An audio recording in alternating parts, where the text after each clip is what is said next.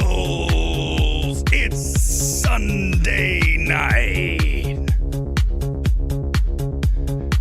Time for MMT Sunday Evening Spectacular. As we are going to do Snow White's autopsy tonight. What the hell happened to this film? We knew it was going to be in trouble, but man, it was bad. Also, I watched a show, Apple's The Studio. It's hella great. I can't wait to discuss that coming up. Also, the first MMT evaluation for a film that I walked out of. The Alto Knights. Why did I leave the theater last night? We'll discuss that tonight. In addition to Magazine Dreams bombing and Jonathan Majors, what does this mean for his career going forward?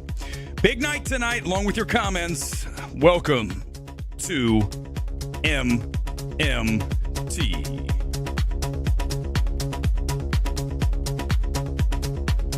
Here we go. Pull the music down.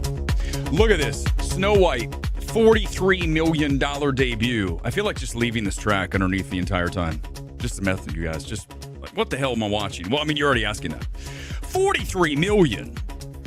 This is as bad as it could possibly get for Disney, right? This is lower than Dumbo.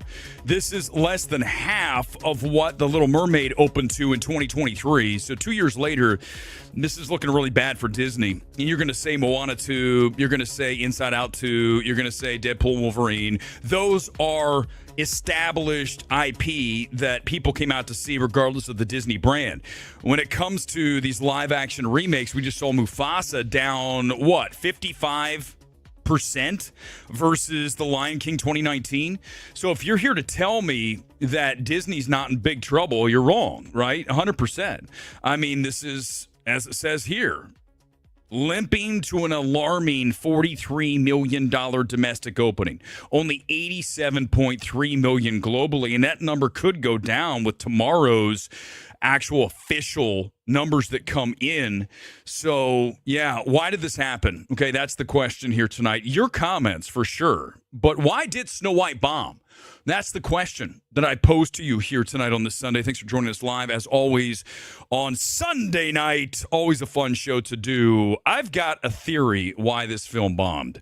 Let's watch Rachel Zegler way back when they were making this film, and she was at the D23 Expo, and here's what she had to say about Snow White.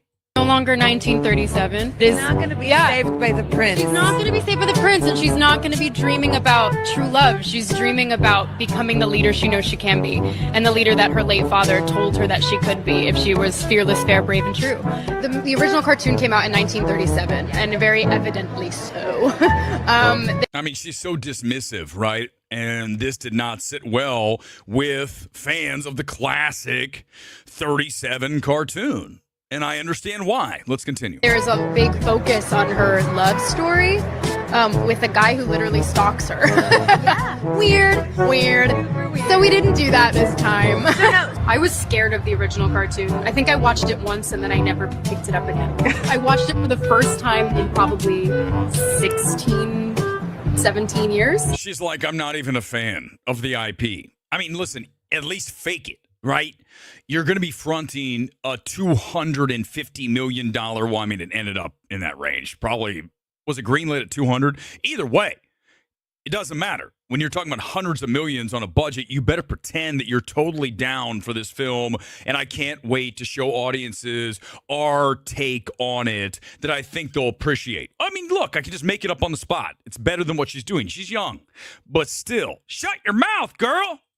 The cartoon was made 85 years ago, and therefore it's extremely dated when it comes to the ideas of women being in roles of power. No longer nice. I like how Gal Gadot, let's go back. Do you see that at the very end of this? Gal Gadot's looking at her like, can you take your foot out of your mouth? Please, for the love of God, please stop talking.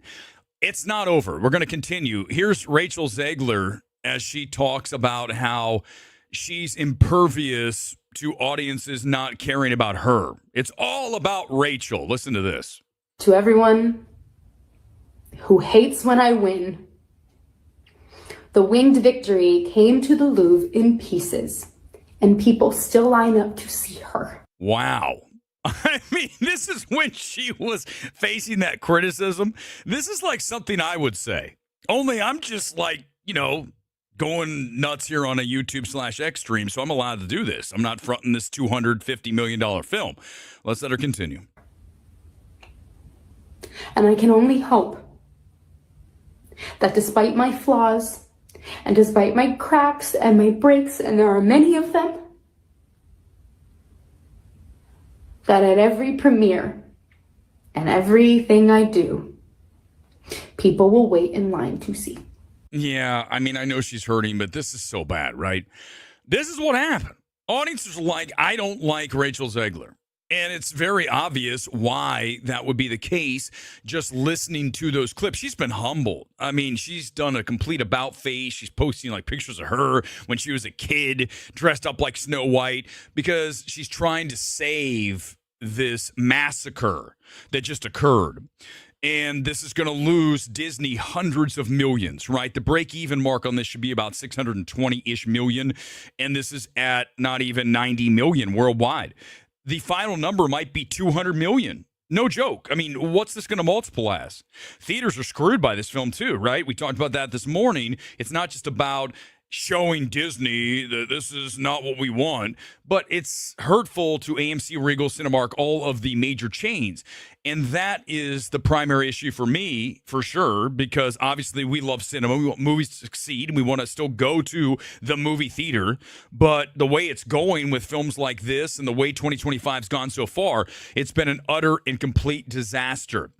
So what's next? I mean, that's the question. For Disney, you learned the lesson, right? The lesson is tell your stars to fake it. I don't care if you don't love the original vision. Do not act like you don't. You're an actress. You're an actor. Pretend. Stop talking about politics too, right? These are things I don't need my actors to be doing.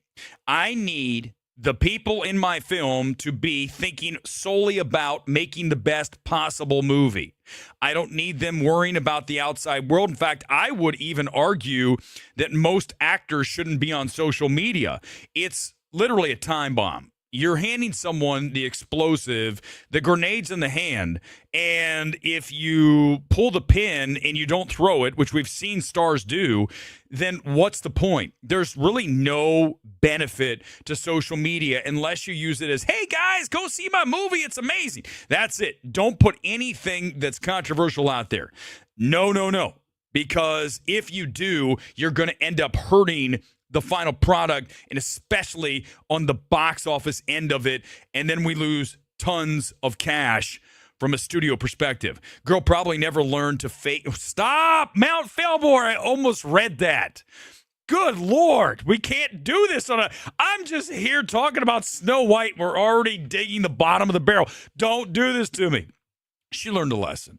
She learned a very, very brutal lesson. But here's the thing, right? So Rachel Zegler going forward, she's going to have to learn this very humiliating experience, learn from this. Because if she does not, then obviously next film is going to be screwed. And I would tell you this. I think that studios are definitely going to say, no. We're not going to work with her anytime soon. Because if you do, you don't know what she's going to say. And then you have another situation here like Snow White. You look at Hunger Games. She was just in that. They're shooting another one of those. She's in it, if I'm not mistaken, right? I mean, it's just at the point now where studios are going to say, let's leave Zegler alone. And it's of her own doing, okay? Because she didn't have to say these things. It's not her business. Her business is being an actress. And if you want to be a host of a show, then go do that. But once you enter the world of acting, it's best that you are as neutral as possible so as not to piss off either side. Look at the majority of big stars. Look at Ryan Gosling. When's the last time we heard about Ryan Gosling say anything about anything controversial? He doesn't, because he knows there's no win for him there. Okay, he might have opinions. He might agree with half the audience here, but he doesn't let you know that. And therefore, we can all say, oh my God, we love Ryan Gosling. And once that image is shattered, like we're seeing here with Ziegler, and you're looking at Ryan Reynolds and obviously his wife, that situation, you go read the replies to Ryan Reynolds talking about Deadpool and its 10-year anniversary of the shoot date.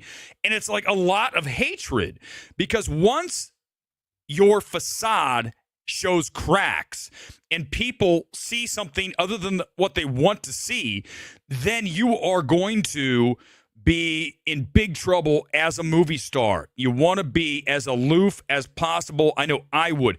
I'm not a movie star. I'm clearly not aloof. I'm very direct in the things that I say here on the show. But again, I'm not fronting a $250 million film. I blame the studio. You put your movie in the hands of a young lady. How do you not prep her? Stupid. Kuzma, here's the thing, though. Let's say that they did prep her. Who's to say that she just said, forget it? I'm going to say what I want to. Go rogue in the middle of that interview. You don't know. You know, she's young, impetuous. She's going to say what's on her mind, and that's dangerous. It takes a lot of discipline. We're going to talk about discipline later with the film in Alto Knights. There's no discipline. But to have discipline in your life, you have to be able to hold yourself back at times. And I will be the first one to freely admit that many times here on this show, I don't, okay? But again, not fronting a $200 million plus film. Once that happens, you need to not discuss things that are controversial. Mackie, what happened with Brave New World? Same thing. When you enter into the world of fandom and you are combative with those fans, then you're going to be in trouble with your film. And with Mackie and with now Ziegler, you're looking at two stars. Whether we call them superstars or not, doesn't matter. Two people in movies, actors who have big stature, reasonable, right? And they both inserted their foot into their mouth, and that is bad for business. So this is a lesson for everybody going forward. I look at a Paul Walter Hauser, right? I like Paul a lot. Awesome guy. I've hung out with him. We've had drinks. He's super cool. But, whenever he gets on Twitter, he starts going up to the line and doing things he doesn't need to do. He's talking like I am, or like a podcast guy. And I'm like, dude, you're an actor. You're in a bunch of big movies coming up, including Fantastic Four this summer. Stop. Just get off Twitter. I know you want to do that, but you have to ask yourself, here's the question. Do you want to destroy your career as an actor to go off on something, or do you want to just let it go? You know, I find that hard for me to do when I go on X.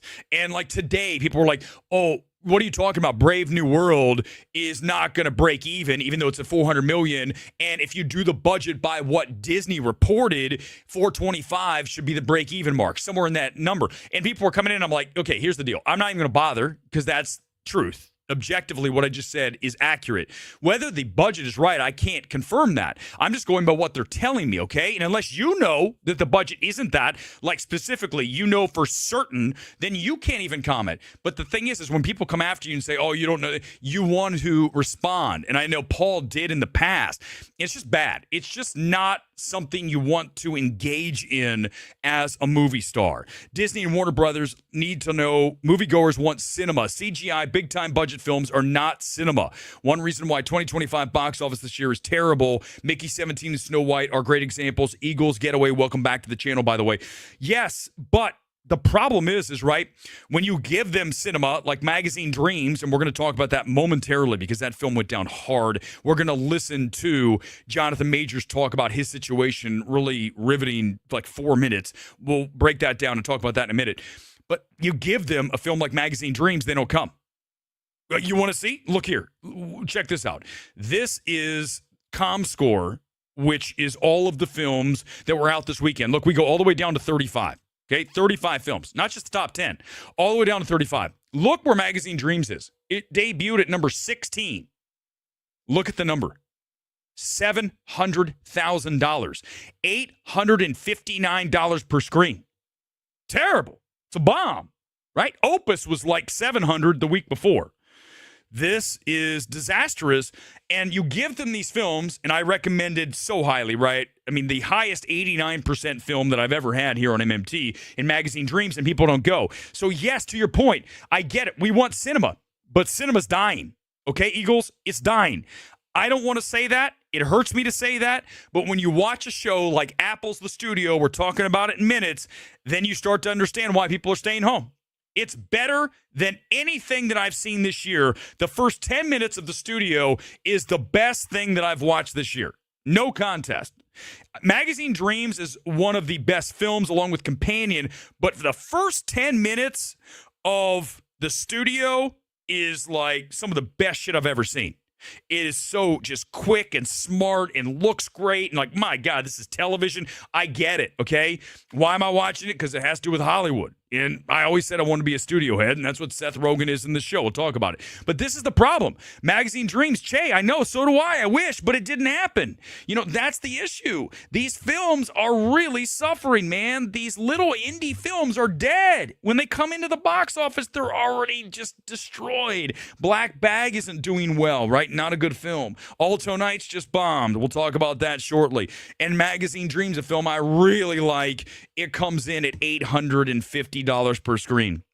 I mean, that's like empty for a lot of theaters because that takes into account LA and New York because it's open wide, and those are full. Or not full, but at least there's people. When you go to the middle of the country, I bet you there was one person in Magazine Dreams in Topeka, Kansas. Maybe two. All weekend. I mean, that's what we're looking at. Because movies are in trouble. Go back to last weekend's stream. I don't need to relitigate it here tonight. We talk about it all the time. It's not a joke. Hollywood's on the ropes, man. And these films that are upcoming better be not just good, but great. Okay? But even when you give them something that is very, very strong in Magazine Dreams, people just didn't show up. It's shattered, completely shattered. And now you ask yourself, can Jonathan Majors make a comeback? I can tell you this. After what I just watched this weekend with $850 per screen, the answer is probably not, because this is looking bad for Jonathan Majors. I know a lot of you, here's the video we're going to watch here in a moment. Give me 1 second. Here's the thing. A lot of you don't want to see Jonathan Majors come back. You say, screw this guy. I don't want him to ever return what he did. He admitted to choking the woman in the cab. I get it, man. Listen, I'm not saying you should or you have to. Okay, I'm trying to separate art and artists. And Magazine Dreams is, without question, top 2 films of the year along with Companion.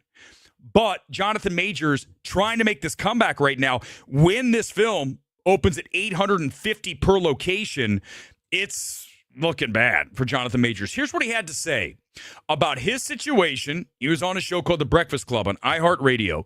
It's about 4 minutes. We'll watch a little of this, and I'll comment throughout. He's talking about Kang. He's talking about his career, what happened. He sort of addresses it, doesn't really take full responsibility. I think that's a mistake, but he's in a tough spot. He's like, I want to make a comeback, but if I admit that I choked this, I'm just laying it all out there, then it probably is over. So have a listen here. Let's listen for a few minutes of this from The Breakfast Club. Is creating this targeted attack. Because let's be clear, I think it's a targeted attack. I mean, when I look at, you got a charge with misdemeanor assault and harassment. We see you on video. First of all, let me just say right now, it's not a targeted attack. This is the stupidest thing I've ever heard. Okay, I don't know who this host is, host of The Breakfast Club. It's not a targeted attack. He allegedly, and I guess on tape, right? I haven't even listened to the whole thing, but I know enough that some bad shit happened in the cab. Whether she hit him first or whatever happened, Majors, this wasn't targeted attack. They just go after Jonathan Majors. Come on, man. This is why I wanted to have him come on, because I wouldn't say they were coming after you, targeted attack. That, as a journalist, it makes me kind of gross. Like, ugh, really? You're going to do that? I know he's right there. Don't say stuff like that, because it wasn't a targeted attack. That's bullshit. Running away from this woman. There's the optics of the big black man, white blonde-haired woman. And it's like every time you're about to do something, right? Like Really? Here's the thing. I never saw this as race. I never. Why? Listen, why is it that everyone has to tell me it's race? I like Jonathan Majors as an actor, period. I didn't think about race, what happened in the back of the cab. It didn't enter my mind. I didn't care. I didn't even know the woman was white until like late in the game. I didn't know initially. I didn't care. It was a man putting his hands on a woman. What are we talking? Why does it always have to boil? Shut up. Shut up. So tired of this shit. It's not. Why does it have to be a race? I never thought of that. But now you've made it about that. No, it's not. It has nothing to do with that shit. God almighty, man. I don't know if I can watch it. I didn't know he said that. I'm sorry, guys. I'm so fucking tired of this shit. The Hollywood Reporter article comes out. start hearing this good news about Magazine Dreams, then all of a sudden this audio leaks. And the audio was from 2022. Like, come on, man. Yeah. Like, come Crazy. on. You got to know that there's somebody talking. It doesn't matter when the audio's from. Oh my God, I'm now. I don't know if I can watch much more of this. Who cares when the audio's from? It's pertinent. It's compelling. I'll try to find it while I listen to this. I don't know how much longer I can do this. Targeting you. Because everybody deserves redemption. There's people out here screaming for other folks to get redemption that have done way worse. Okay, I'm going to pause again. I'm sorry. Because I do believe this. I do believe everybody deserves redemption. As long as the crime is not the most heinous thing ever. You know, murder, right? Other things we don't need to discuss. But in this case, it's bad. But I still believe there's a path to redemption. I don't like cancel culture. Not a fan. And everyone makes mistakes. Okay, we all have. Don't act like you haven't. I certainly have.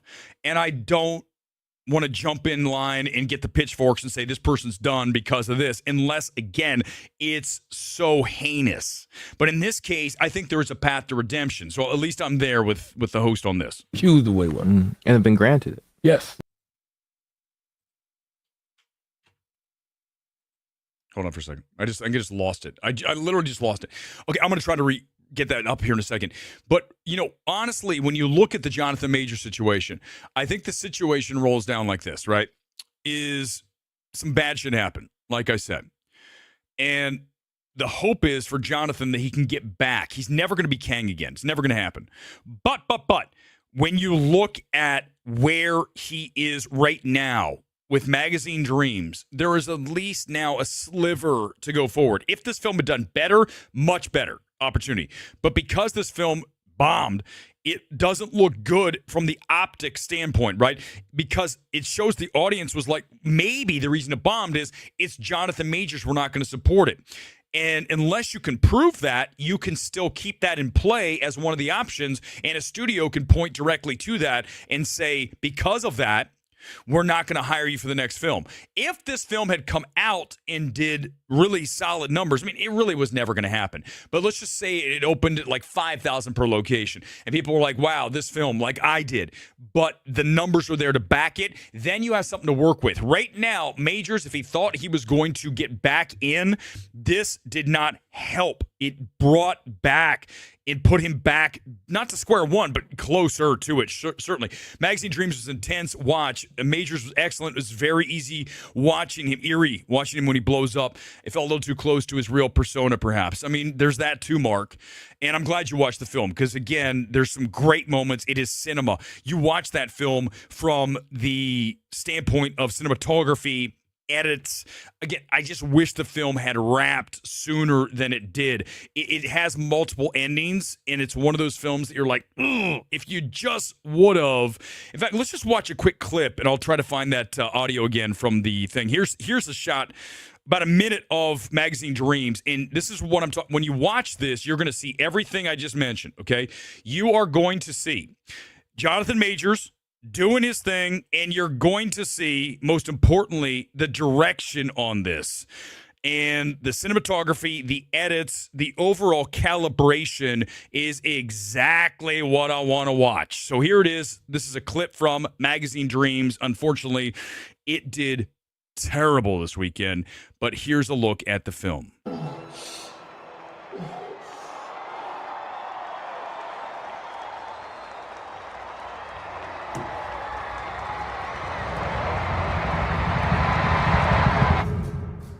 Relax, side chest.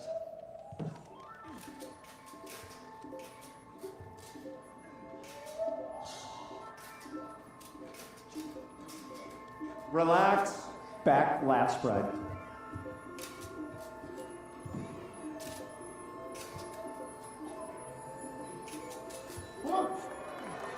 I love the color palette. I love this long shot tightening up. This is great. And this is what you see in the movie. It's very well made. Okay, that's the other thing. It's so much ahead of a lot of the stuff that we watch. It's not just about Majors. It's about this direction and the overall polish. Back double bicep.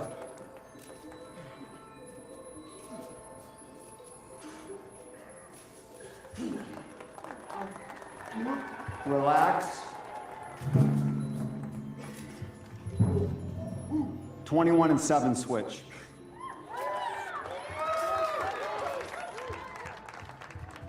Side chest. And this is exactly what it's like. If you've ever watched one of these bodybuilding competitions that go back to Joe Weider days, right? Muscle and Fitness back in the 80s. Lee Haney and Dorian Yates and all the guys who are in here, Hearn, all these guys, this is exactly what it looks like up there. And they have them switch. You switch with this person. They want the guy who they're really looking at to get to the middle. So right when they say switch and Majors is pushed further out, the director understands this. Majors understands this. This is exactly what it's like up on the stage for bodybuilding. Relax. 19 and 12 switch. And again, pushed further out, right? He's not getting pulled up there. But okay, let's just stop for 1 second. I'm going to get a good shot, and we're going to do a physique critique live here because Majors is jacked, right? Wait, let me hit pause so we can discuss the finer details of him. Let's go back to the beginning of this. Let me see when we zoom in here. Let me get him when he turns around. Here he is. This is good. This is good. This works. All right, guys, time for the physique critique. We haven't done one of these in forever. So Jonathan Majors is legitimately jacked, right? He's not like faux. We had to do some CGI. He's hit some weights before he jumped on the set, like Robert Pattinson in the Batman. Never was really jacked. He, you can tell he's like, let's do some quick push-ups. Do the shot. Take the shot. It's my shirtless shot. Jonathan Majors can take his shirt off anytime, any place, and he's going to look great. He's got everything. His deltoids are a little small. That's from the movie, right? But you can tell that's probably what he's been told before. Oh, my God, the traps. My man's traps up here. He looks good, okay? So Jonathan Majors, even though his film bombed, even though he might be done after this, Magazine Dreams going to hell this weekend, you're looking at a guy who's legitimately like bodybuilder level of physique critique. One of the best we've ever done. I'd give him like a 9.75 out of 10 versus other stars a 10. Nobody's better in shape than him. Nobody. There's nobody. Maybe, possibly, what's his name from Just Mercy? Michael B. Jordan. Okay, but in Creed 3, you get both of them. So there's that. But there's very few people that are as good a shape. I found that stream again. Give me 1 second. I'm going to pop it back up. We're going to go back in and listen to Jonathan Majors. I didn't get a chance to listen because I was going over the host here. I got it back. This is what happens when you accidentally close a tab live. It all of a sudden disappears and you're screwed. Here we go. Let's listen to a little bit of this. I'll get some comments as you go. Feel free to play comments as I play this.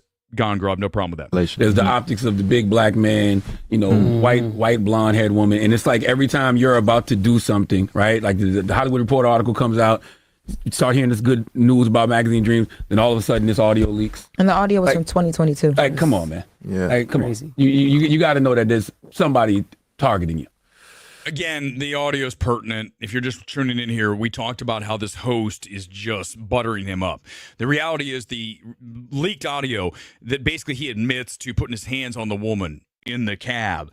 That's 100%. Why is that targeting? It's something that is very crucial to the case. It's evidence. So what are you talking about? Because everybody deserves redemption. There's people out here screaming for other folks to get redemption that have done way worse. I've been accused of way worse. And have been granted it. Yes. Yeah. Okay, I don't know that. Like Breakfast Club has an agenda, Kuzma. I have no idea. I don't have an agenda. So it's really weird when I watch shows that have an agenda because I just pointed it out, right? Going in, I can point out as soon as someone is not being objective. It's very simple. Me hammering Snow White and bombing, that's objective. 100% fair. Everything nobody's more objective in this space. So that's weird to me when people aren't. I don't like it. So look, it instantly just was big time. I had to push back against that. Here he is. Listen, guys, listen, let the streets talk. Let the streets talk. It's very, again, I got a whole wife to deal with. Right. I got a bunch of dogs. I got a 12-year-old daughter I got to get to and spend some time with. And he's not answering the question. You know, show her more stuff. You know what I mean? Like, But you know, you could be getting granted a lot more And grace. he's playing on, I've got a 12-year-old daughter, so you're like, let's ease up on the questions. He's got a young daughter. I even think about like Marvel. Marvel, you know, they had controversies with guys like Jeremy Renner, who plays Hawkeye. The guy who played Namor had some things, but they were so quick to part ways with you. Robert Downey Jr. was allotted great. I mean, yeah, Renner did have his thing with his ex-wife, right? And then Robert Downey Jr. had his drug thing, but I don't believe, did Downey Jr. ever have like an assault charge against a woman? Not that I'm aware of. Like, there's different levels of crime, right? Different levels of abhorrence to people. And I think that once you start attacking a woman, as he's alleged to and maybe even admits to in that audio, then that's different, right? That's a whole different level. We've escalated big time. And he's like,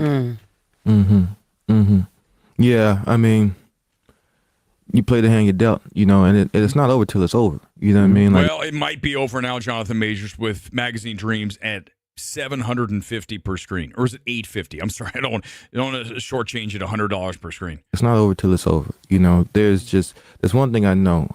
I love my wife. I love my daughter. I love my family. I love this art form, and I trust in God. And I know He still isn't really. for a fact what's in me right now. I mean, I'm on fire inside. You know, I'm on fire. Yeah, well, some would say you're on fire that night in the cab. You know, the next time I hit a set, I can't wait to tell that story, to spend time with the crew, to promote that film, to get out to the people, to come see you guys again. I mean, he's doing his best. I don't really need to hear much more. I mean, he's doing his best. He's never going to really square up and address it. And I understand why. He's trying to save his career. But I'm here to tell you, and we'll close this up on Majors, go see Magazine Dreams. Or if you don't want to support it in theaters, I beseech you, please watch this film when it comes on streaming, because it's that good. Okay? So let's transition from Majors, a film that I really like at Magazine Dreams, to a show. I have not watched a show in forever. It has been how long? I mean, the last show I really watched from start to finish is Ozark. And at times, wow, right? And then the ending of that, I'm like, why did we do what we're doing? Okay, if you watched Ozark, if you haven't watched it, I highly recommend it. But just know that end is going to not be as great as it could have been. And that's disappointing. Whenever a film can't, or a show in this case, I've been talking about shows in forever. When you talk about something that can't finish the way that you expect it to, or the way it can, imagine in your head the way that it should go out, you're going to be disappointed. You look no further than Maxine, okay? We talk about that film so often. You had two, X and Pearl, and then you have an opportunity to close out the trilogy and create a classic, and then you give us Maxine. And you have Bumbling Detective, and you have that back end with the cult in the hills. It's terrible, okay? Maxine is one of the biggest letdowns ever for the finale of a trilogy. And in the case of Ozark, it's not as bad as Maxine, but it is a disappointment. Well, here tonight, I'm here, and I can tell you this. I am super high on Apple's The Studio. Now, you can understand why I would be, right? We talk about me wanting to be a studio head. Never going to happen. But this show is about Seth Rogen, who suddenly becomes the head of, it's essentially Warner Brothers, okay? It's shot at Warner Brothers. A lot of it feels like stuff that happens there with Zaslav. We're going to watch a quick clip of this thing, but I can tell you that the first 10 minutes of episode 1 is better than anything that I have seen this year in the cinema. I just finished up episode 1, and when the stream is over, I'm going to go watch episode 2. That's how great 1 is. And I can't wait to finish up the series. Apple sent me a screening link, and I'm very excited to talk about this film. Let's have a look here at a clip from Apple TV's new The Studio, if I can find it. Do I not have it? I think this has just been a total fail on my part tonight, having clips ready. Here it is. I've got it. I promised I'd have it. Here it is, everybody. Let me hit this, and let me hit this. And let's watch. This is like a 37-second. This is, I can tell you, in a minute, I'll tell you exactly where this is. Because the thing about The Studio that's so impressive is that all of these locations are right here, and it's lived in, right? So everything that's occurring in this show is here and real, and it's like Entourage in that way. Some of the names and the characters have changed, but You've got Scorsese who shows up at episode 1, and he has a very big role, and it's so great. Here is a scene from a future episode. I've not even watched this, but I'm going to watch, you'll have an idea of what this show looks like, how it moves, and then I think I'm going to like what he has to say here about red carpet influencers. What are all these people? I don't recognize any of them. They're influencers. Most of them don't even go inside. They just make their red carpet TikToks and leave. What is happening to this town? I remember when the red carpet for the Golden Globes actually stood for something. Yeah, but if you don't get these phone-toting fetuses to focus on something longer than 15 seconds, all of this is going the way of DEI departments. That would be a shame. Yes, he got the DEI in. Did you hear that? He got the DEI in. Like, that's fantastic. So this is shot at the Beverly Hilton. This is the entranceway to the Golden Globes. I've been there for a number of events, including the Golden Globes, and this is the walk, right? And then you go into the lobby. They're headed into the lobby there, right in Beverly Hills, Beverly Hilton, at the corner of Wilshire and Santa Monica. And that is, for if you live in this town and you live this and you know these places, this is what I love. I don't want to see some kind of fictional bullshit. I want to watch an episode of a show that feels like it is a Hollywood studio and it's set in this town and everything is dead on here. Seth Rogen plays the studio head. I don't want to give too much away other than Scorsese's in episode 1, but the writing is crisp and the direction. This has a ton of oneers, okay? I'm not like not one or two, like I'm talking, the first episode has like oneer after oneer after oneer. Some of it's cheated a little bit, but when you watch this, you're like, this is better than cinema right now. And I hear that a lot from Menzel, because Menzel watches a lot of shows. And he always says the real actions in TV, like Severance, and Apple TV's had a look at Ted Lasso, and now they've got the studio. So I don't love Netflix, as you guys know, but I'm down with Apple, okay? And this is a show that I can't wait for you guys to see. The first episode is out this week, and I'm telling you, I'm watching the show. We'll talk about it every week because I'm into it. And it's about this town, Rogan as a film head, and greenlighting movies about the Kool-Aid Man. Okay, it's all I'm going to tell you. Wait till you watch it. It's so good, I don't want to spoil it. Go check this thing out when it debuts later this week on Apple TV+. Rogan also has a pulse on the industry. Very smart dude, right, Kuzma? And he also, listen, I understand politically he said some things that, again, probably pissed you off, but he's so good in this role. And he clearly loves this town. He knows this town. And you can tell by this first episode, right? You've got Cranston coming in as the Zaslav character at the head of the studio. There's so much to love about this. And it does get down to the script feeling like these guys know what the fuck they're talking about. And that's not always the case when you watch a show. You go, this doesn't ring true, or this is false. This isn't how it really is. Not accurate. All that, but not here. Not with this film. Huge fan of episode 1. I'm going to watch episode 2 momentarily. All right, guys, let's do it. Let's do our MMT evaluation.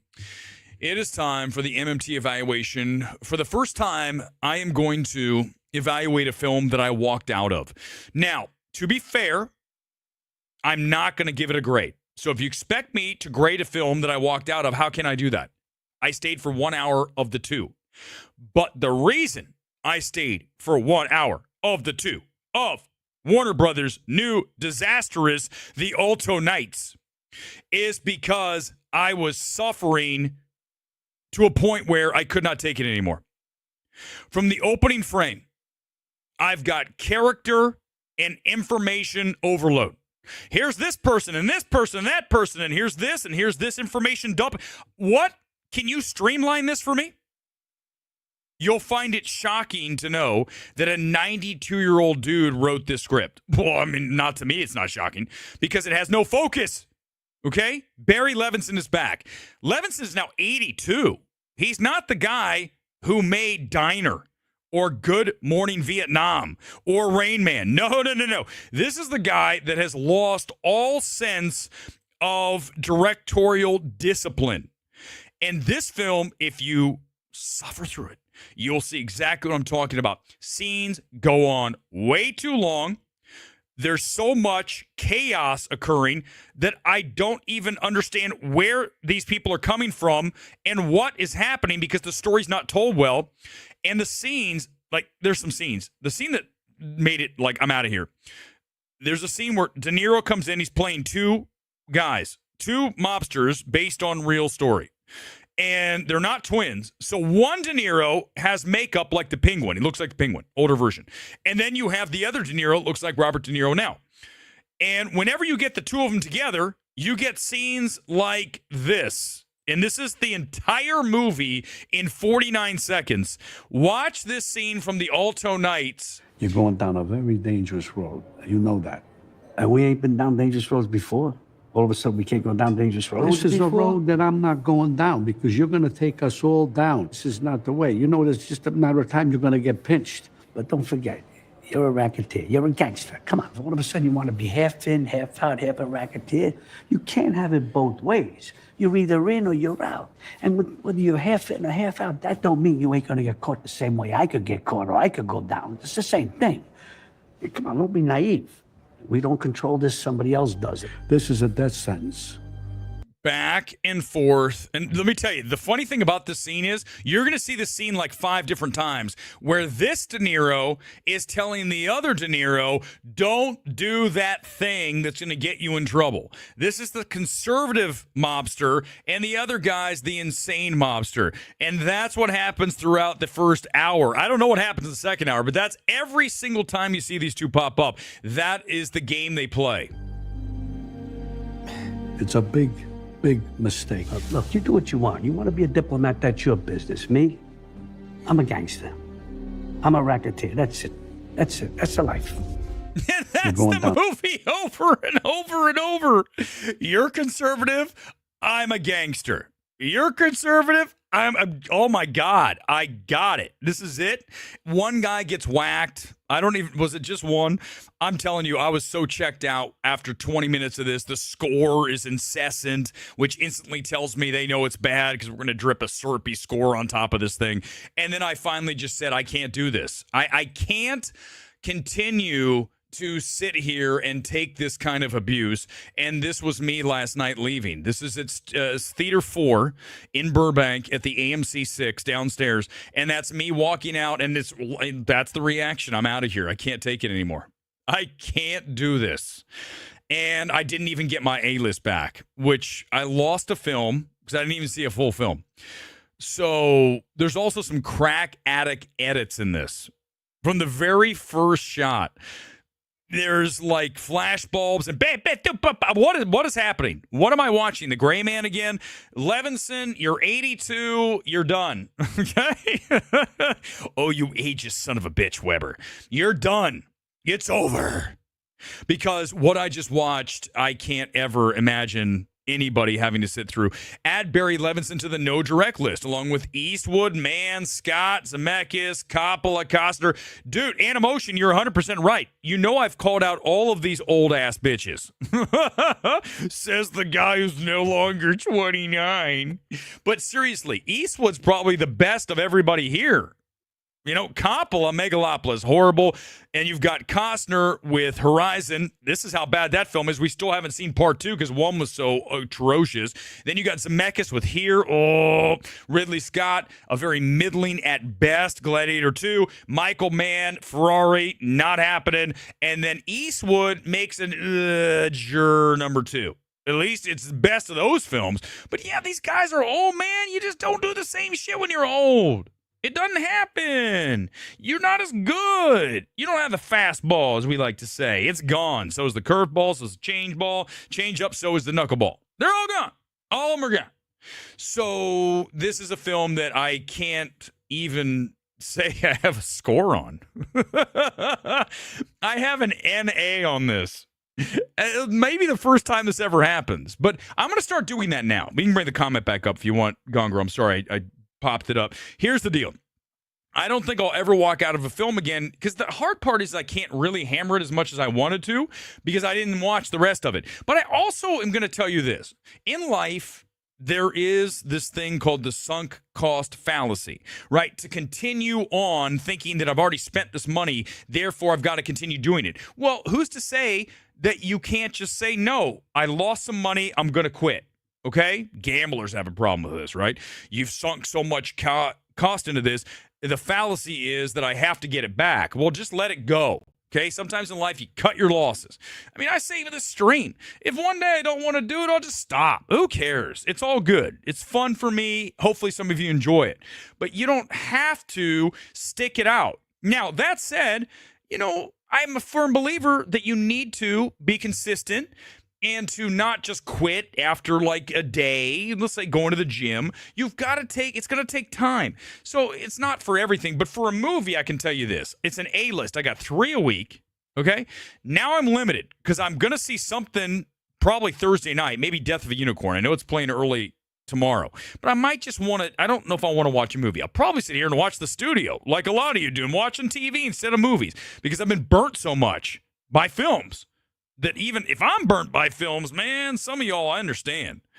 What is the MMT fix for Alto Knights? Oh, good God. That's a great question. Well, actually, it's perfect. Let's do this. The MMT fix for Alto Knights is simple. You do not greenlight this film. I know I go back to that a lot, but you're talking about a $50 million film. So as this is on the page, there's no way I greenlight it. But here's the other thing that's very important to understand. This is why I love this new show, The Studio, because it's going to discuss stuff like this. It's a $50 million film. And one of the reasons this film costs so much is because you've got De Niro playing 2 roles that are not even like twins where you can just, throw a hat on one and then go. You've got to get him in full makeup and then get rid of the makeup. So if you have a scene with both De Niros, one has to be in the makeup chair for an hour and a half, and the other one just gets a few, brush and he's on the set. So what you're doing is you're taking forever to shoot your film. If they would have cast anybody, not De Niro, anybody but De Niro in the other role, then you can shoot it simultaneously and you can get it in the can, and you're going to cut your budget by minimum 10, 15 million just by not having De Niro having to put makeup on and waiting around for him to get ready to go to set. You see, these are the things I understand, and you wonder why I can be a studio head. Nobody has said what I just said, ever. Nobody has come up with that. If they do, because I understand this. I get how this all fits together. We talk about the magic eye all the time. The fix is you greenlight this at 20, and you get another actor to come in and play opposite De Niro. Get Hoffman. I don't care. Get Pacino. Anything. Why did you try to get 2 De Niros? For the novelty of it? Look here, isn't this cool? Yeah, it's interesting if you think about it for a second, but then you realize in the execution and the cash that you have to allot to do this, the answer is no. So most of these fixes are you just don't make the film. And I think going back to The Studio, there's a green light. There's all this discussion about this budget. No, I love it. I mean, this is so wheelhouse, man. The Studio is absolutely MMT wheelhouse shit. And I can't wait to watch episode 2. One of the De Niros was clearly meant for Pesci. Well, there you go, Mark. I didn't know that. But exactly. Pesci would work, going back to a Goodfellas. You look at getting those guys back, that would have been great. Pesci's so good in The Irishman. But even if that fell through, get me anybody. I don't even care who it is. Anybody to play opposite De Niro. I don't want 2 De Niros because that's going to bog me down in time and in budget.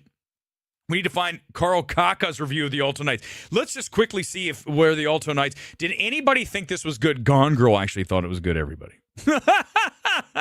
I'm sorry, Gaga. He goes, you've got to see this movie. But he understands that I still love him, but he also has to know that, dude, it's not good. Like, there's no way this thing is above 40%. Let's find it. Is it even here? Where the hell's the Alto Knights? Dude, no, there it is. 37%. I'm surprised. I said it's not above 40. I called it 37. Who says it's good? Popcorn meter is 68. Good Lord. Dude, I walked out. Justin Chang. Oh, my God, Justin Chang. He did it again. Justin Chang gave it a fresh. This is the guy who won the Pulitzer Prize and writes for the New Yorker. I'm telling you, man, you know what? We're going to have to make him the fraud. He's got to be because think about it. He may be the biggest fraud of all. He's got a Pulitzer Prize and he's recommending the Alto Knights. What? He's the same guy who said you should see Megalopolis twice. Justin, you for sure are getting our fraud next week. No question. Done. I'm going to stop. I don't want to say another word because there's no way. These are death sentences, what he's doing. This guy's got a Pulitzer.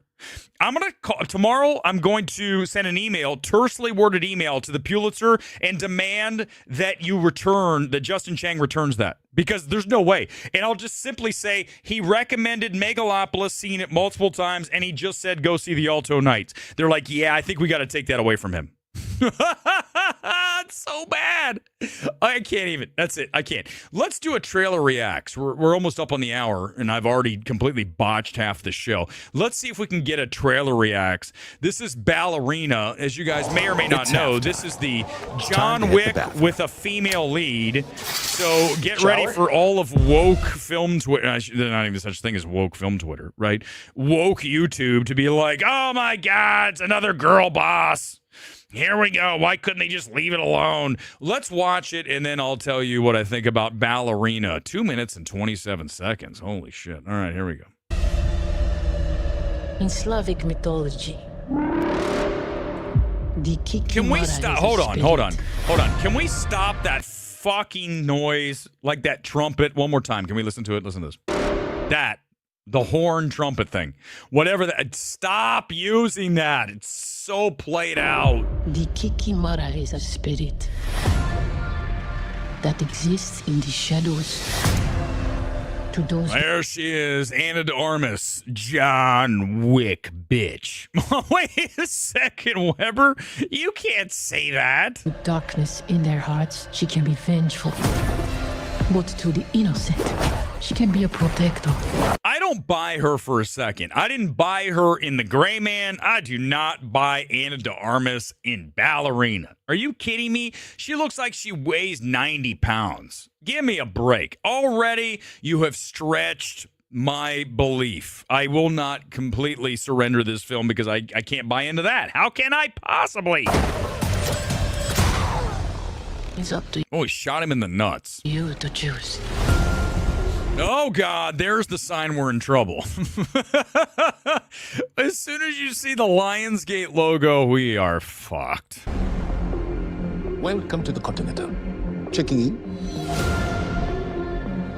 Dude, it's like, let's just remake John Wick with Anna de Armas so far, right? Looking for the tribe with this mark. Needing to know is what got us banished from the No, well, at least they can bring back the characters, right? Because they're not dead in this version. Garden of Eden. Are you prepared to be cast out again, Eve? Yes. I don't think she's all that great, right? As an actress, are we on the same page, everybody? She's super cute, but I'm just saying, as an actress, I wouldn't put Anna de Armas on my list of like the top 10 best thespians in Hollywood, would you? I don't think she'd even make the top 20. 30, 40? She'd make the top 50? I mean, she's pretty far down there. I'd like to go hunting. That's her thing, John. Right? She stops and pouts. Will this be a large or small game hunt? Large. I don't want to watch this. I'll another few seconds, and I don't think I can take much more.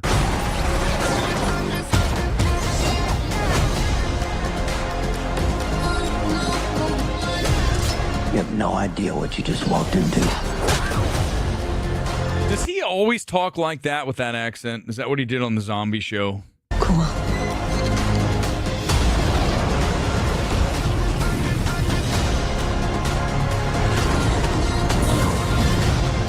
There's a declaration of war if she's not called off. Perhaps I can send someone to solve the... How many times do I have to watch this fucking movie? Right? John Wick 4 was one of the best action flicks ever, as I was quoted in People magazine.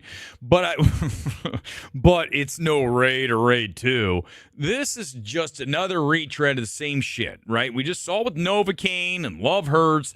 Same version, right? Only here we have a female. But it's the same thing. The unlikely assassin goes out and shreds 700 people. Oh, my God. problem. The Baba Yaga. Leave the wolf to its prey. She sent you here to kill me? Or you can leave. I'm not leaving.